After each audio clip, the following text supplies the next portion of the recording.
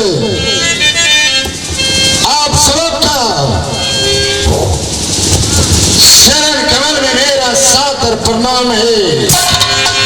सज्जनों, हम कोई बड़े कलाकार नहीं है जो सबका आत्मा का संतोष दिला सकता है। कुछ न कुछ कमी, कुछ न कुछ त्रुटि हो सकता है, तो सज्जनों उसे ध्यान में ना लेंगे, उसे क्षमा करेंगे।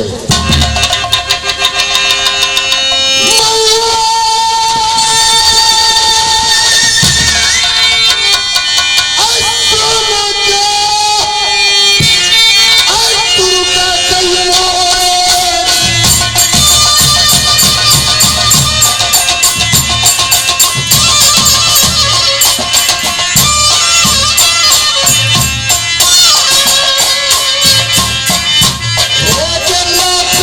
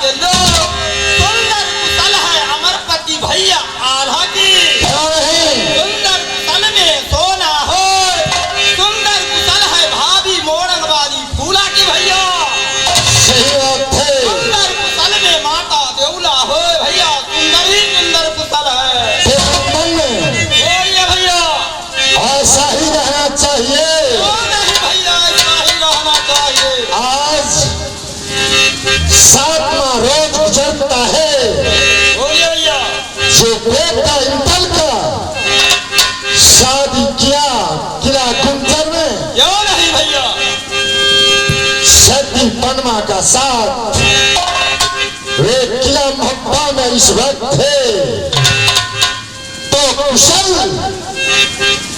अच्छा ही होना चाहिए। नंदन बोलिए। फिर बैठे नंदन फिर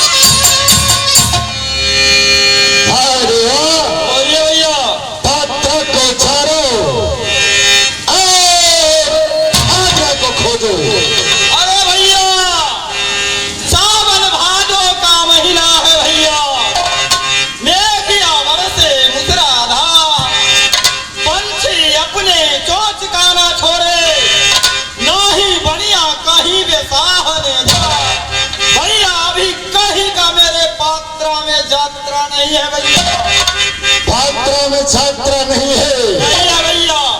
बैठिए भैया किला महोबा में, खाइए कचैली पान, खेल धूप में समय बिताइए। जब मेरी पात्रा में झगड़ा होगी भैया तो अवश्य आपका पहुंच जाएगा खबर। देवा बोलिए, एक बात बता सकता है?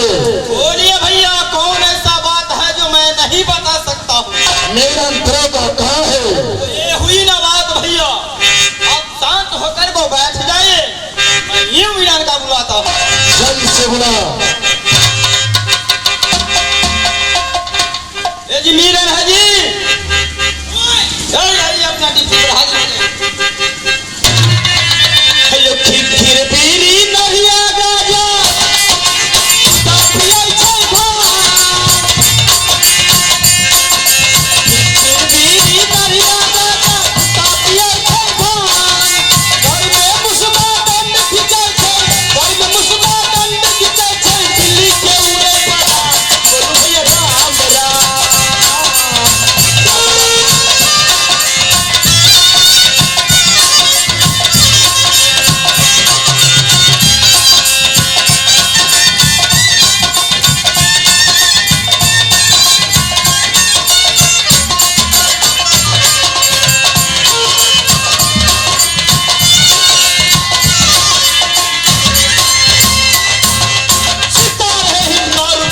सरकार की अल्लाह, सितारे हितगार उतबार है सरकार की अल्लाह। हमेशा खुश वक्त रहे मेहरबानों के हक आला। महाराज के जुआन पे हमेशा गाली ख्वाब खंजर हो, महाराज की कब्जे में मीरन दरोगा अंदर हो।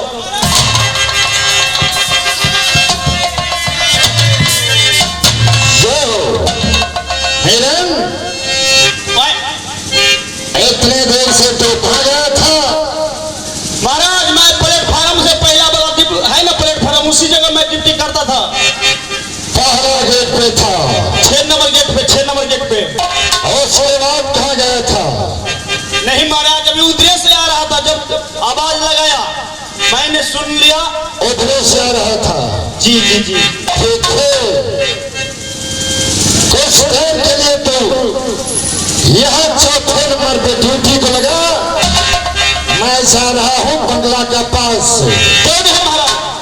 साहब बैठी होगी भाभी सोना नैना वाली।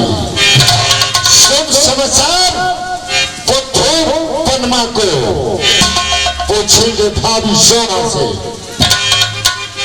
क्यों नहीं महाराज, मैं ड्यूटी बताऊंगा, आप आराम से जा सकते हैं महाराज। चलो ड्यूटी को लगाओ।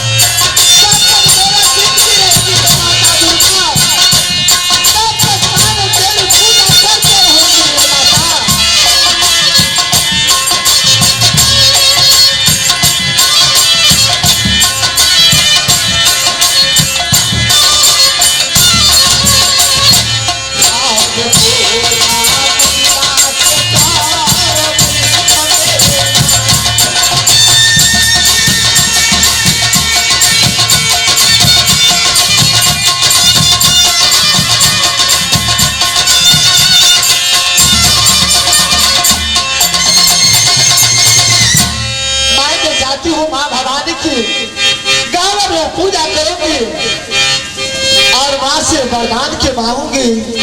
आबे माना से आबे बराबरी, आबे मैया काली दुर्गा के भाई के, आबे माना से आबे हिरिया, आबे मैया के चारण आबे बराबरी।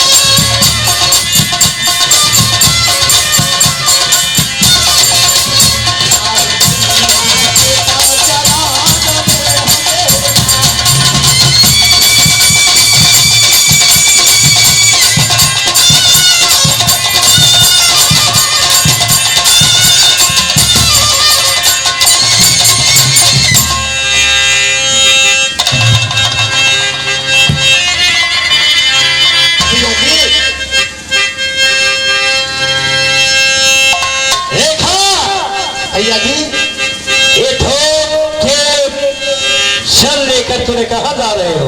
भैया जी आप नहीं जानते हैं, माँ भवानी की पूजा करने के लिए जा रहे हो। माता भवानी के घर में जा रहे हो? हाँ भैया जी। क्यों, किस लिए, क्यों मांगने के लिए जा रहे हो? इस संसार में जितने माँ बहन है सब माता को दुर्गा पूजा करती है, माँ भवानी की। किस लिए आप नहीं जानते हैं भैया जी? मैं नहीं जानता हूँ। भैया जी मन में जो अभिलाषा है पूरा मांगेंगे माँ दुर्गा से जाकर के।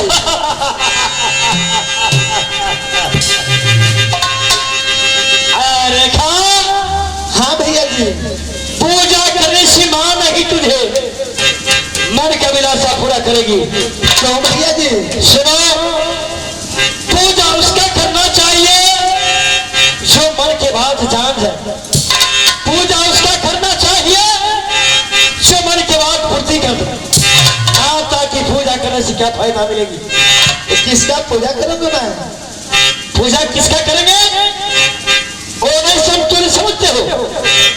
आप बताइएगा तब न सर देंगे हम भैया। अरे पहले धूप दीप नवेद को रखो, मैं सारा बात तुझे समझा देता हूँ।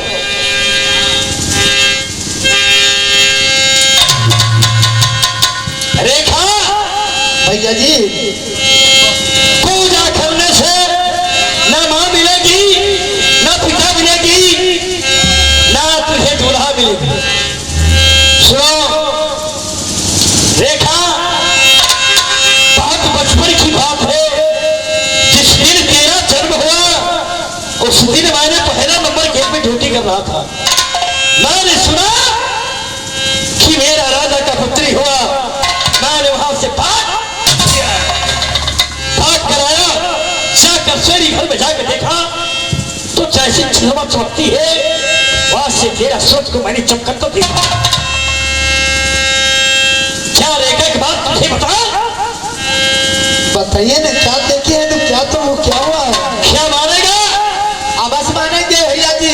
रेखा, ऐसा न हो जाए जो सीन सुनते ही तेरा दिमाग फटने लगे। क्या हुआ है भैया जो मेरा दिमाग फट जाएगा? नहीं फटेगा। सुनो रेखा, माता भवानी की पूजा करने तुझे फायदा न होगा। पूजा कर किसका जो तुझे सब कुछ मिल सकता है। रेखा एक बात बताओ। भैया जी बताइए। रेखा, मैं तुझ पर 12 वर्ष से मैंने नौकरी किया हो। किस लिए? तुम्हारे पिता के दरबार में तुम्हारी आशा लेकर जो जिस दिन रेखा जवान होगा उस दिन रेखा से मैं शादी करूंगा। भैया जी क्या मजाक कर रहे हैं आप? भाई बहन में इस संसार में किसी को आप देखा है सर? रेखा, भाई बहन की नाता नहीं है, क्योंकि ना तुम्हारा पिता का मैं पुत्र हूं,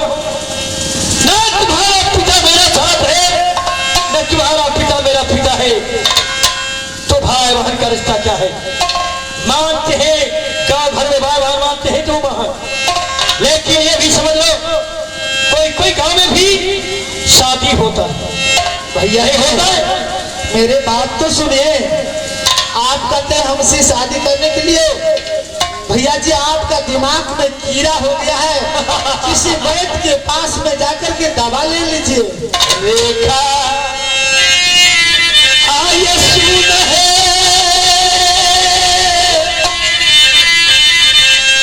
ये सुंदरी है वो, ये कबरी समाज जो है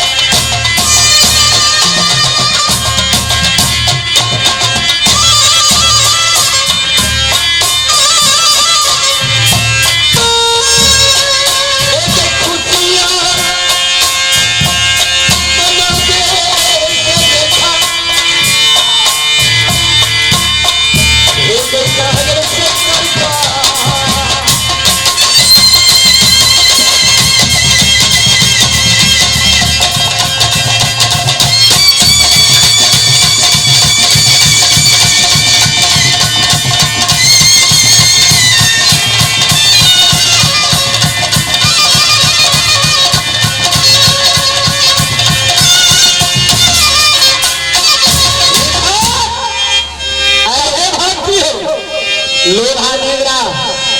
क्या जानते हैं रेखा की रेखा लोल्हा नेगरा से शादी करेगा ना करेगा।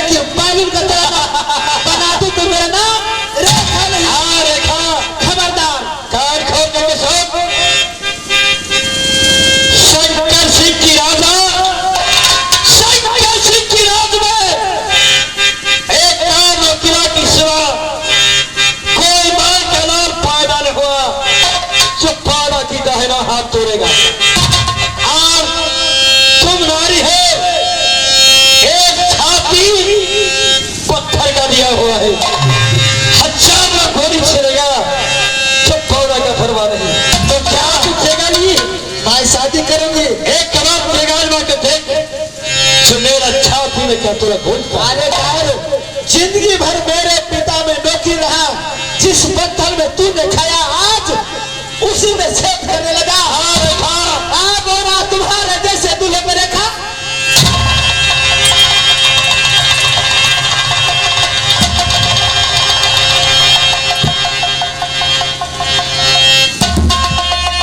क्या समझती है रेखा तुमसे शादी करना नहीं आता तो उसी बात रेखा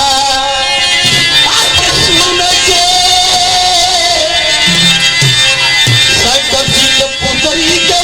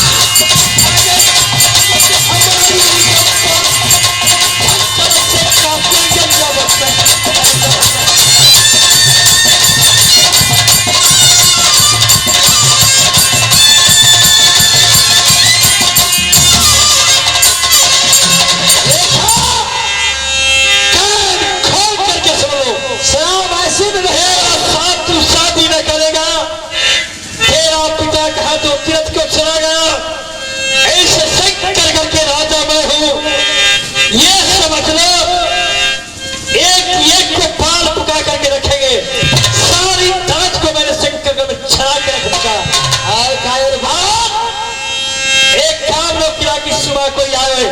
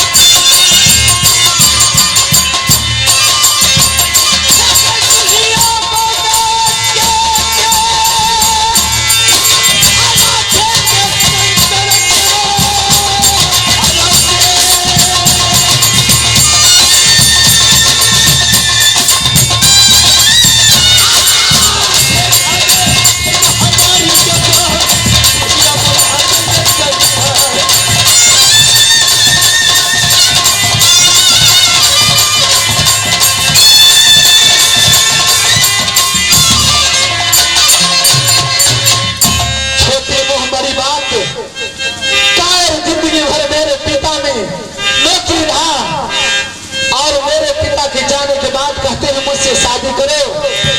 एक कैद जानता कहाँ है कि मैंने किस पुरुष को आंचल के माने हो, जिस पुरुष को आंचल के मैंने माने हो उनसे मेरा शादी हो जाएगा, उनको सब काट करके बर्तन में लटका देंगे। ठीक है, मैंने माँ भवानी की अभी तुरंत अभी नहीं करके सारा कहानी